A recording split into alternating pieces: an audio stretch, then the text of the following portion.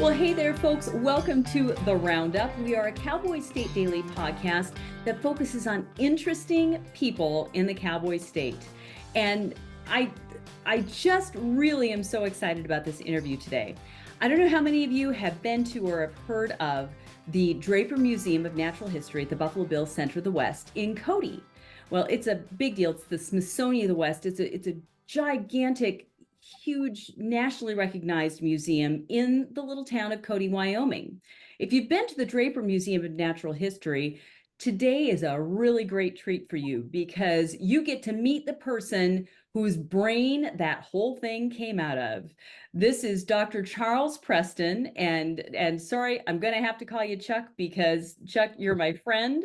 And I have known Chuck and his wife Penny. She's the one who dragged me kicking and screaming and twisted my arm into broadcasting. And but Chuck's literally list of accomplishments is so long and so impactful on the world, particularly of raptors and of golden eagles. But his legacy lives on at the Draper Museum of Natural History. Even though he's retired, we're going to talk about that too. Chuck is not slowing down. And so I am really excited today to bring you the story of Dr. Charles Preston and how he has just made his career and become the expert on golden eagles from growing up in Arkansas. Chuck, you made it to Wyoming from Arkansas. Hello, I'm so glad to have you on the show. Oh, thank you, Wendy. It's a pleasure to be here. Well, And tell me. great to see you. It's great to see you. I have spent so many wonderful times with you and Penny, and so it's really fun to be able to see you there in your cabin up the North Fork and living your best life after really such an amazing career. But your career, you weren't supposed to start out being a biologist and being somebody who's the foremost expert on raptors. You started out, you were gonna play baseball. Tell us about Yeah. growing up in Arkansas. Well, I was born in Fort Chaffee, Arkansas. My dad was stationed at Fort Chaffee. It's an Army base. And Fort Smith is a town really more a Western flair than a Southern flair. It was always known as hell on the border because it's right next to what was Indian territory back in the day. So Bass Reeves, the marshal, and the hanging judge, Isaac Parker. And if you've seen Hang 'em High and Rooster Cogburn, that whole bit, that was based out of Fort Smith, actually. So I was born into that environment. Like I say, born in Fort Chaffee, that was sort of a de facto wildlife refuge out there. My dad's stationed there, so he knew that place very well. And I remember just as a young boy getting excited about wildlife by these afternoon drives with my dad. And I remember one particular time seeing a great horned owl just at dusk. And I didn't know these things really existed. I'd seen them in storybooks and Disney films, but to see a live great horned owl stuck with me. Yeah, so I was always interested in wildlife, but my parents were not particularly financially well off, and I didn't know that I would be able to go to college. But I had several baseball scholarship offers, and so that's how I went to college. Went to a community college first. I think we were number 2 in the nation at the end of one season. Anyway, it was one of the better programs in the country, and yeah, I had my eyes set on a professional baseball career. I was a shortstop and second base occasionally, but I broke my leg as a freshman coming across on a double play, kind of a freak accident. But I was able to play the next 3 years without any trouble, but I didn't have quite the scholarship offers after that. I mean, moving on, I had some, and so I was able to play and complete my college years. But as I went through college, I became more and more interested in wildlife and more excited about the possibilities in that. So yeah, it was a crooked road, but I think sometimes those are the best roads. I will agree with you 100%. I can attest to that. So when you were getting your kind of switching your focus, Mhm. what direction did you decide you wanted to go for wildlife, and how did you want to pursue that, and what kind of a career were you thinking of at that point that ended up getting You know, I you was so, out here to Cody? right. Well, I was so bloody naive. I really didn't. I had grown up watching, like so many in my generation, watching Wild Kingdom on television and shows like that. American Sportsman was another one, but Wild Kingdom was really a driver. I didn't know how to get to do any of that sort of thing. So I thought, well, maybe the only biology job I knew was maybe working for, at that time, the Arkansas Game and Fish Department or Commission. And so when I had my little undergraduate degree in wildlife management and biology in hand, I ran down to the Game and Fish office and said, "Here's my resume. I'm ready for a job." And this wonderful woman, just I still remember her face. Her name was Gladys. I remember that. And she opened this huge file drawer, and it just kept opening and opening and opening. And she put my resume at the end of that long file cabinet with, more than 100 other files in it, and smiled and said, "Okay, we'll, wait to hear from us." And I said, "Well, is this an alphabetical order?" And she said, "No, this is in the order of applications, and you are at the end." I said, "Great. How many do you hire a year?" And she said, "Well, we may this year be able to hire as many as 5 people." There were more than 120 applicants in there. I mean, that was a sign of the times. I'm baby boom generation, so typical. And from day one, we were, for all of our foibles and flaws in my generation, we had to be very competitive because it was a competitive world. For every job available, there were sometimes dozens, sometimes even hundreds of applicants. So I didn't know what the heck else to do. And this is a true story, but it should be in a book somewhere. So I was a little despondent about everything. I'd been looking for a job for quite some time. I'd worked for the Forest Service in seasonal. In fact, that's where I met Penny, my wife, and we'll talk about that later. But Penny and I were watching television actually in the afternoon. Like I say, I was a little bit despondent. On comes, in those days, you had 3 channels if you were lucky. And on an afternoon show, like in many local television stations in those days, there was a Bozo show. It was a cartoon show, but it also had guests and everything. And I was too lazy to get up and change the channel. And you didn't have remotes back then. This was 1974 or 5, I think. So we watched, and all of a sudden, Bozo introduced, it was these 6 and 8-year-old kids that were screaming, running all over the place in the studio. And Bozo announced that there was Mr. Preston coming on. Well, that got my attention. I know that name. And sure enough, the director of the Arkansas Museum of Science and History came on, and he had a couple of live animals. He had a snake and he had a screech owl, I remember, and talked about predator-prey dynamics to this 6 to 8-year-old audience. And they were absolutely mesmerized. He did such a wonderful job. I mean, he was absolutely an amazing educator. And so Penny said, "Hey, why don't you go down and see if you can get a job at that museum?" And I said, "I don't know anything about museums. And that's not the way you get a job, Penny." And so to prove her wrong, I went down the next day. Secretary let me in, probably because my name was Preston, because this guy was very busy. Went in, found out we weren't related at all. And he interviewed me and talked with me. It was very generous, about an hour of his time, telling me that there were no jobs available. Short story is, I came back home that night. He called and said, "Maybe we can find a place for you. But you'll have to, you can work in our education department, learn curatorial techniques, but also I want you to take care of our live animal collection." There was an education collection with raptors and snakes and skunk, as I recall, and a few possums and turtles and alligators and everything.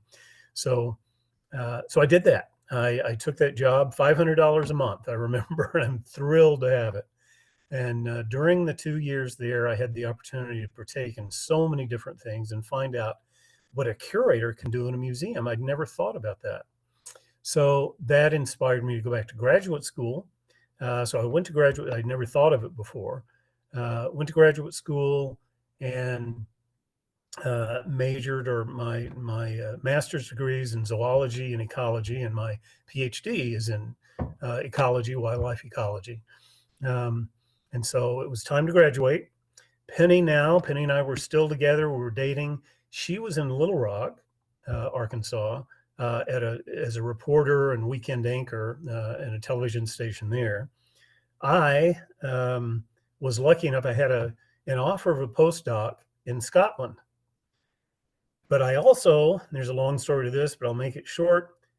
Also, there was an opportunity there at the University of Arkansas at Little Rock because they were growing so rapidly. They'd gone from 8,000 students to about 14,000 students in just a couple of years. This was Vietnam era, so many folks were coming back on the GI Bill, going to college, and they had too many students for too few professors.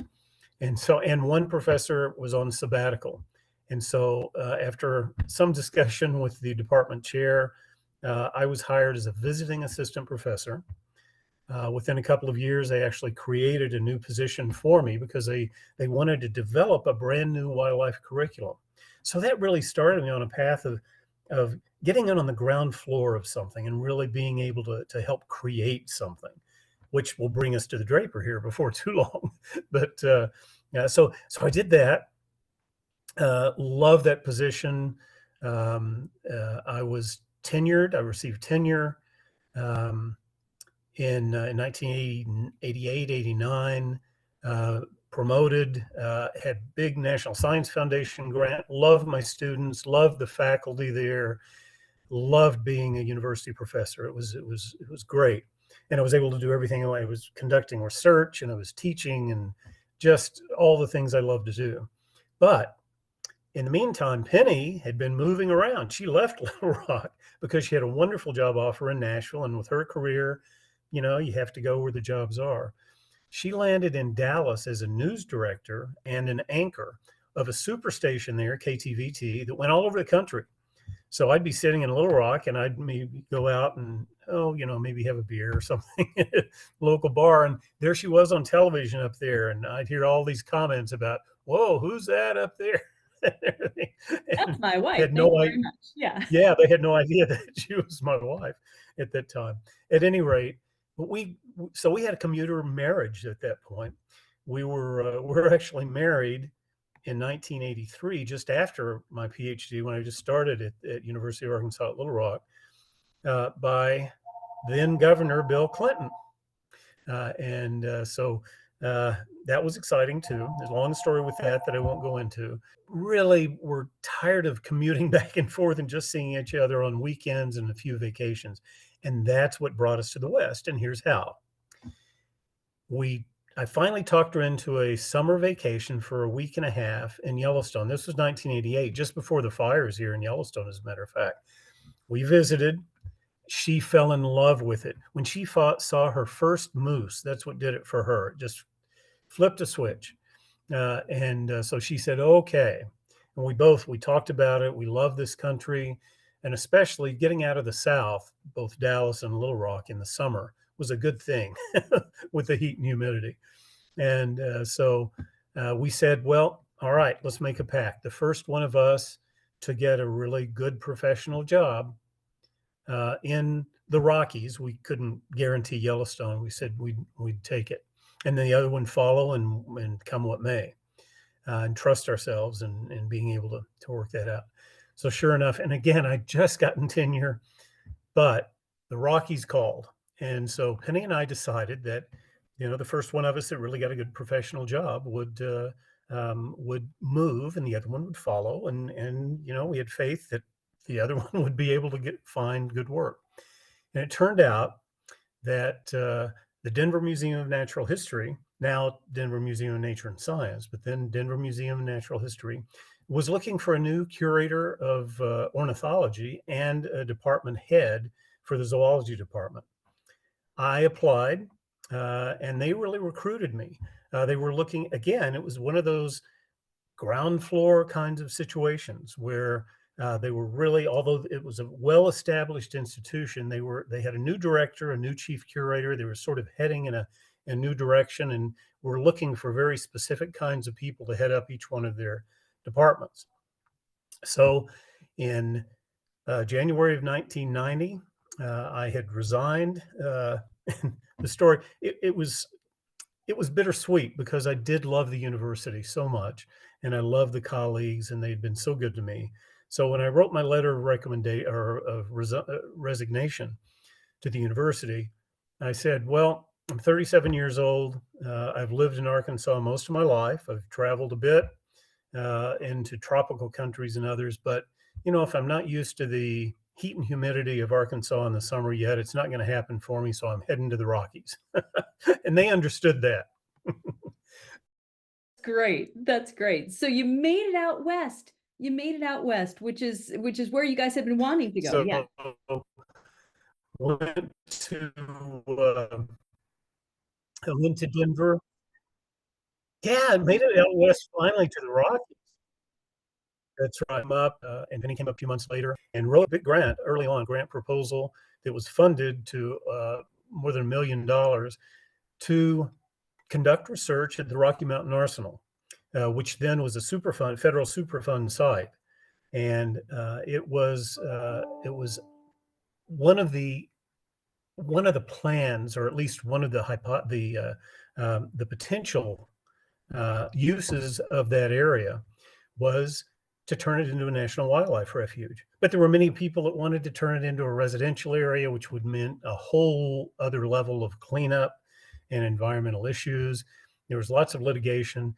So I wrote a grant proposal to study the effects of various cleanup activities on the wildlife there and the wildlife communities. I got my curators involved at the Denver Museum that were working under me, and graduate students from I had adjunct appointments at several universities then, at Denver University and University of Colorado Boulder and University of Colorado at Denver.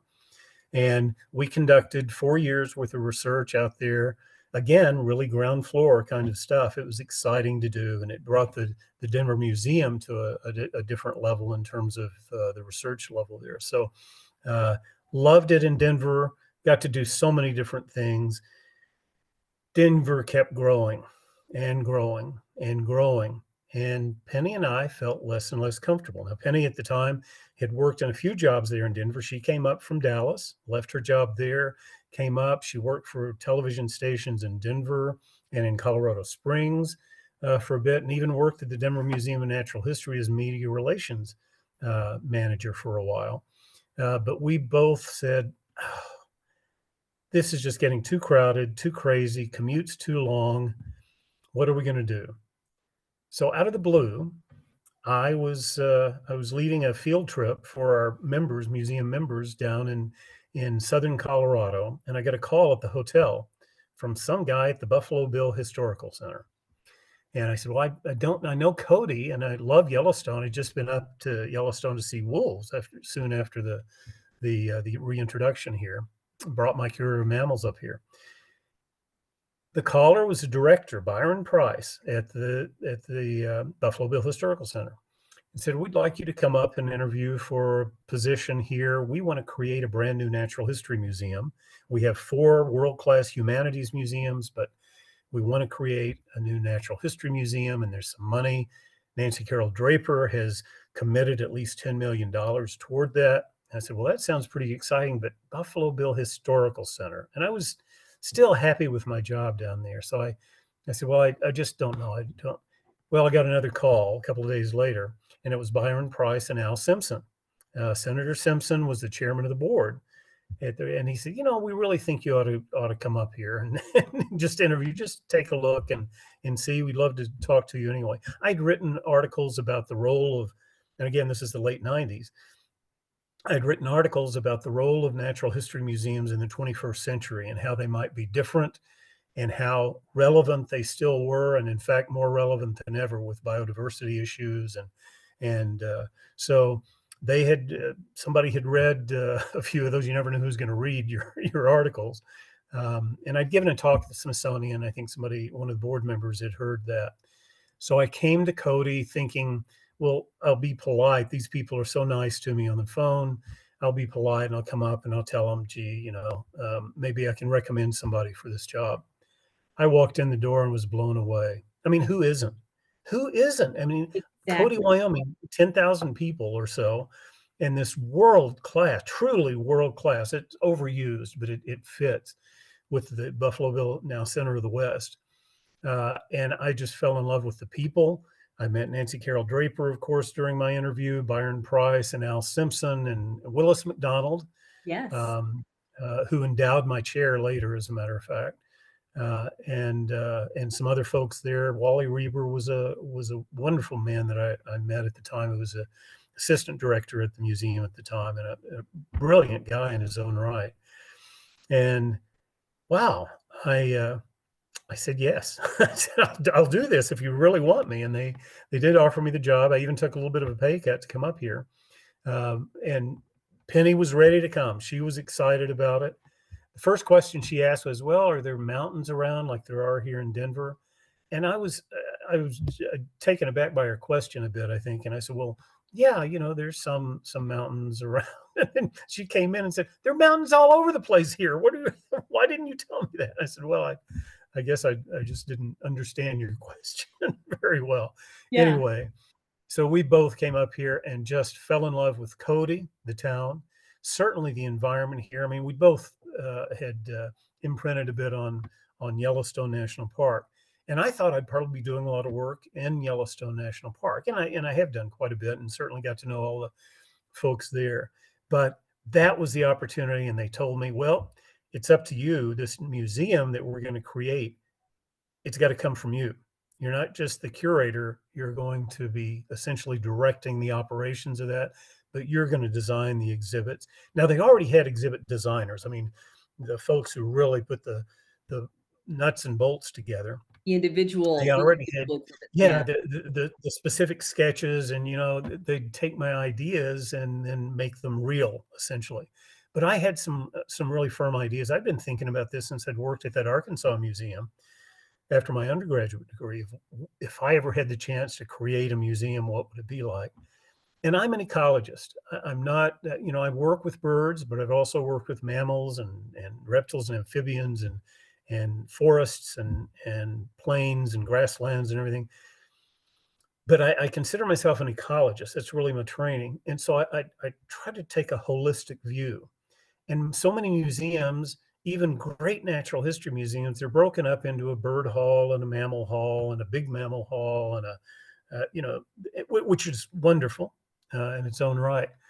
But I always wanted to create a museum that was about the environment itself.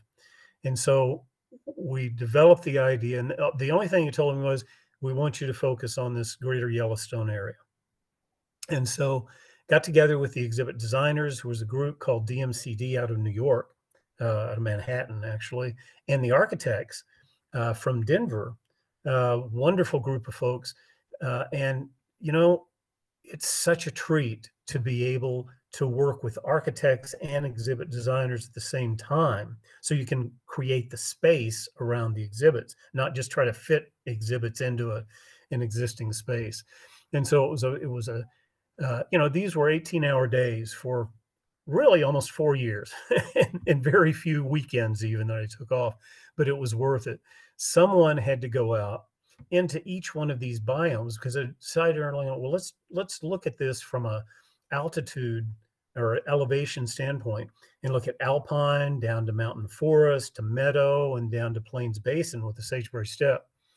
And someone had to go out there and really get the lowdown on what was going on there. So I camped in each one of those areas again and again, many visits, got to know the greater Yellowstone ecosystem from the ground floor, really, up and created the exhibits. And of course, I pulled together an advisory committee with folks like Dave Love, the world famous geologist from Wyoming, and so many people, Dennis Knight from University of Wyoming, and Steve Buskirk, the mammalogist there, and so many different people. George Frizen, of course, the world-renowned anthropologist, archaeologist, and they were in my advisory committee. So it wasn't all out of my brain.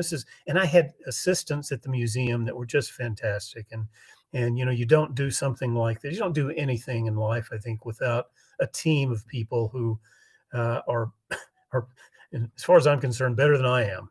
You want to get people around you of all sorts, or better.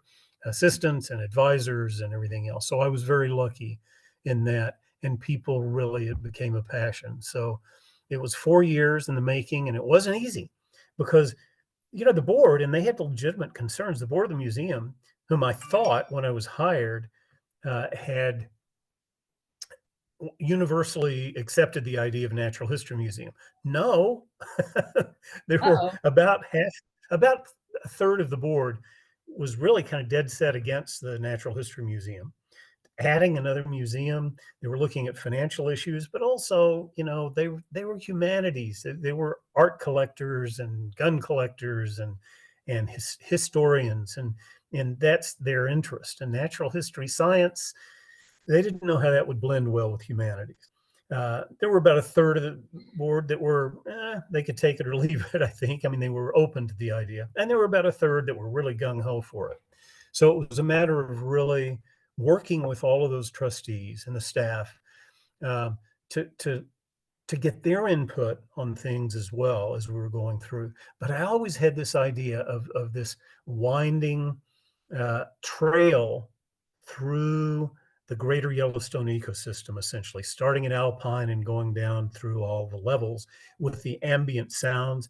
Exhibit designers thought I was nuts for a lot of these things, but I wanted to incorporate video and audio, ambient sounds, interactive things, more traditional, even taxidermy and other things, and blend them all together in a way, but not have everything behind glass like so many museums. And so that's why you see in the Draper, you're actually, hopefully, you have that sense of walking through the environment, and um, that's what I love so much about it. And I think that has taken off in other museums. We've had many museums, from the French National Museum to Utah Museum of Natural History, and others that have come.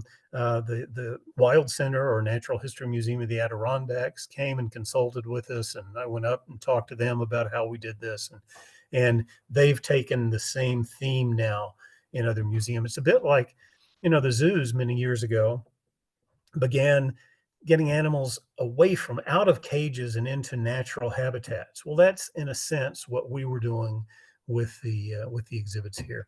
And I wanted to create a lab where people could actually see what we were doing behind the scenes.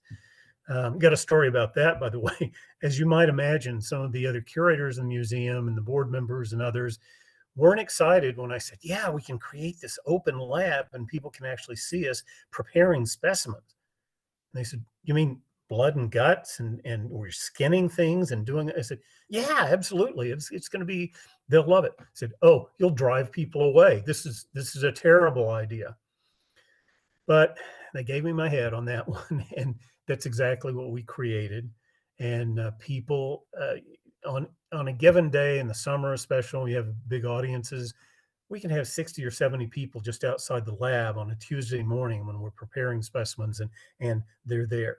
And now my successor, Corey Yanko, who's now the curator there, now that I'm away from the day-to-day operations, has installed a two-way audio microphone there where the people outside can ask questions and we can answer those questions and tell them what's going on there. So it's one of the most exciting things is seeing how you create a platform and it grows from that. Other people take it, they're smarter than I am anyway, and they take it, farther.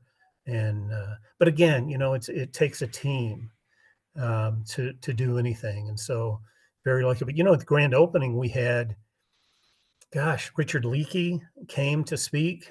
We invited him. He came to speak and give a wonderful talk to the community. And then the next day at the grand opening, said some wonderful things and said the Drapers should be the envy of this and any other city. Clint Eastwood dropped by on that opening day as well. It was a big day. We had the biggest crowd that the center, I think, has ever had, more than 7,000, 7,500 people in a single day that visited. And we got wonderful reviews worldwide, really, on the Draper. So very proud. I'm very proud of the center for what it is, and always just hope that the Draper would be up with the rest. And then we created a live raptor education program in 2011, I guess it was. That's something that was on my mind from that first museum that I worked in, where I was working with live animal collections and saw, when you see people eye to eye with a live wild animal, really, that can't be released. I mean, that's how that's the birds that we have. There is a light bulb that goes on that is brighter than anything. It's this wow. And so we wanted to incorporate a lot of wow factor in the museum. It is a wow factor museum. I mean, one of the things when you're talking about the Draper, and if you haven't been, folks, if you haven't been to the Draper Museum of Natural History in Cody, it is worth the drive from anywhere to go. People come from all around the country, from all around the Mhm. world to visit the Buffalo Bill Center of the West. And the Draper Museum, to me, is the most memorable because it's for all ages. You walk into that Draper and like you said, Chuck, you're winding down through the ecosystems. What catches me is you get to the exhibit about fire and you smell the Mhm. smoke Yes. and you're walking over the roots of the trees, and it's so immersive and interactive in that way. And Yeah. I love being able to point to somebody to this stuff and to talk to people about the Draper. Isn't that museum amazing? I said, yeah, I know the guy who made it. So it's kind of Oh, quite that's pride great, for Wendy. me. Thank Yeah. you. Yes. Yeah. Well, Well, there's so many things that we still want to talk about, and we're having yep. such a wonderful time listening about the Draper. But I want to spend just a few minutes, Chuck, talking about what you've been really focusing on the last few years, which Mhm. is golden eagles. And that has been that Golden Eagle project. And there's been a beautiful documentary made out of it. You've had so many volunteers. You've got a Golden Eagle kind of a watch program going with volunteers. Right. Tell me and tell us about what you're doing right now with golden eagles. Well, when I uh, was exploring all of these biomes in the Greater Yellowstone ecosystem, I hadn't expected to be so excited, enthusiastic about the sagebrush steppe. It's right there. It just looks flat and everything and dry. But I became fascinated with the ecology of that area. And one of the apex predator in that area is a golden eagle. And I checked in with the agencies, and they didn't know much about the population here at all. They thought they may have 8 or 9 nests within this area that I sort of delineated as a potential study area. And I said, well, I think there may be more than that. And so, sure enough, we began a study just to look at, first of all, the status. Who was there? I mean, how many? What was the density of the population? And then we found out in the first year we had 35 territories with nests, and by the third year we had more than 80. We identified from the air and from the ground. And you're right, I had what I call the Golden Eagle posse of volunteers that helped monitor nests.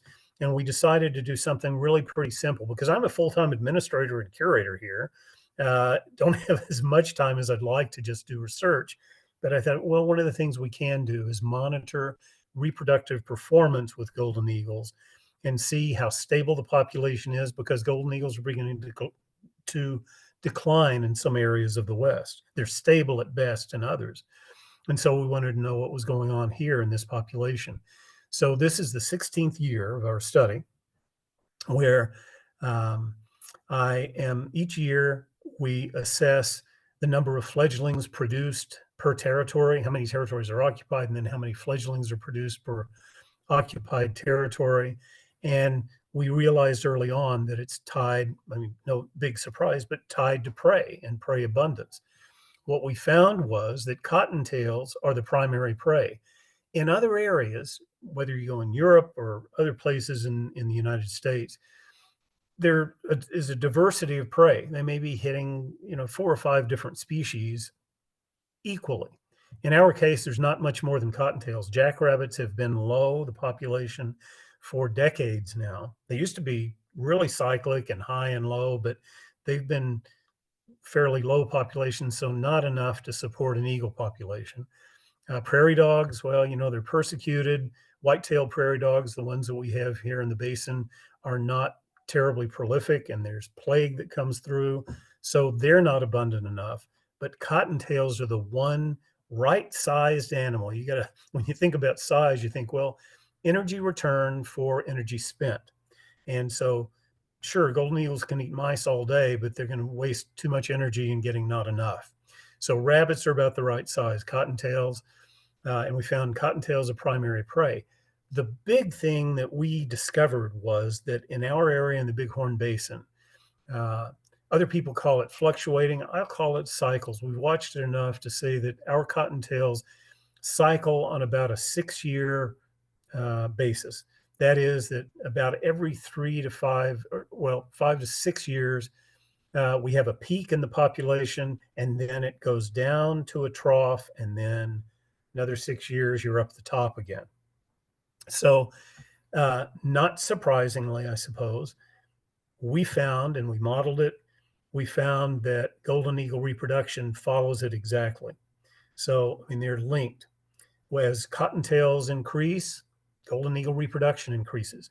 Other years, when the population's low, you'll always have some eagles reproducing, but many of them will occupy their territory but choose not to breed, or if they do, they're not successful.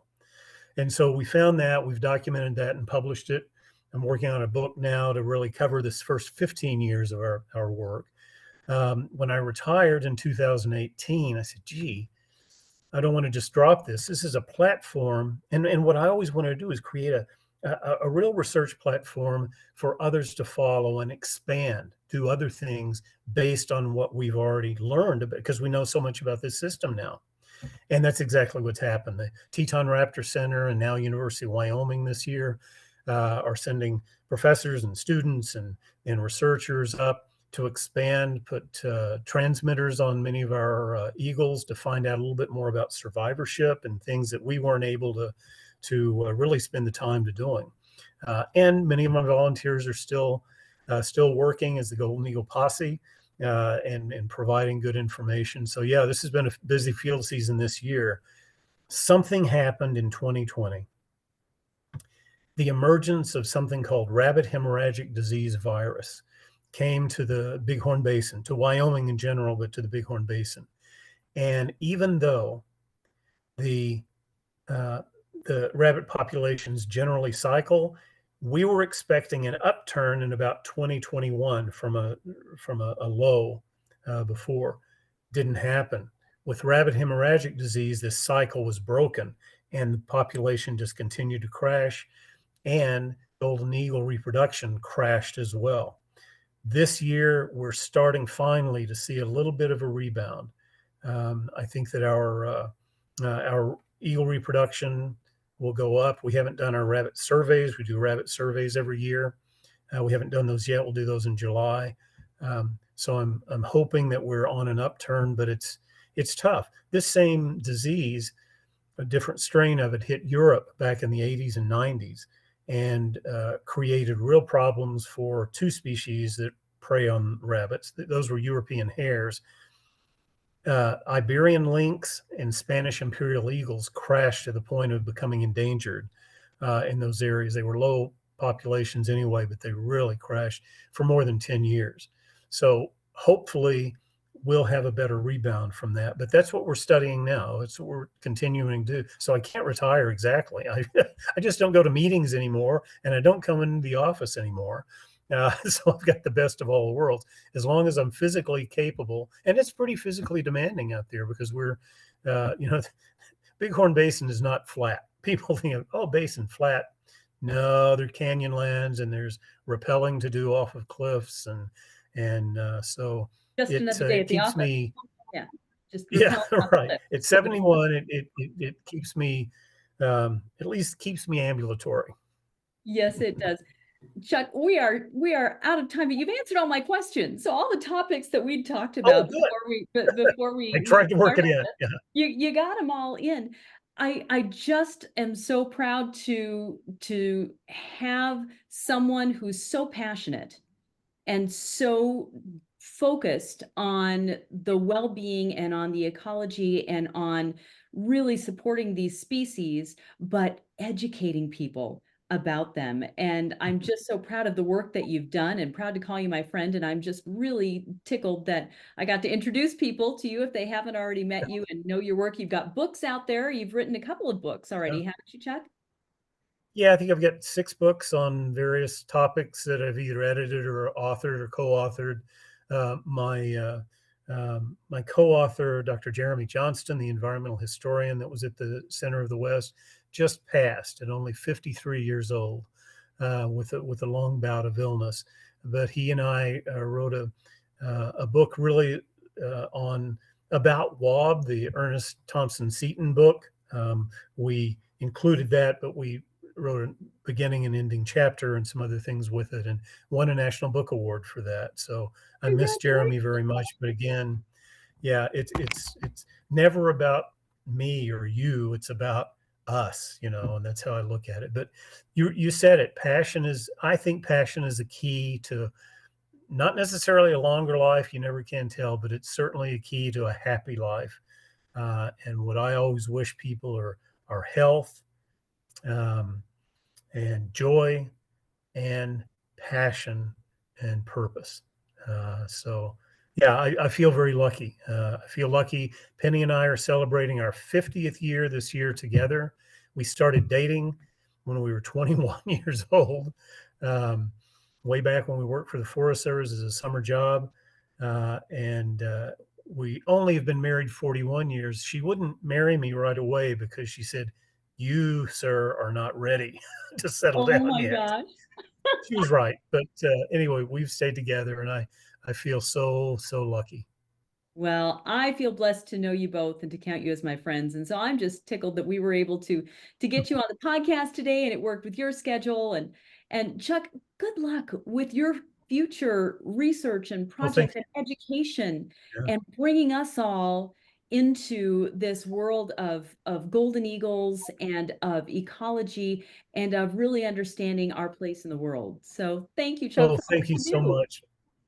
Thank you, Wendy. You're right. My passion has been from the time I really started this career was exploring nature and sharing it with people. That's what's exciting to me, and Well, hopefully, can make a difference out there. you've done a good job on all counts. So the Draper Museum is your legacy. So folks, if you haven't been, you've got to make the trip to see the Draper Museum of Natural History in Cody. And thank you all for tuning into this podcast because for me this has been a great conversation and education. And I hope that you have found the same thing. And I hope that you find that with all of our guests here on the Roundup. And thanks for tuning in. If you want to check out any of our previous podcasts, you can go to any of the podcast platforms. You can subscribe to our YouTube channel. You can get on our website, cowboystatedaily.com. And stay tuned because next week we're going to have another great guest as well. But thank you, Chuck, very much. Thank you all for tuning in today. Have a great week.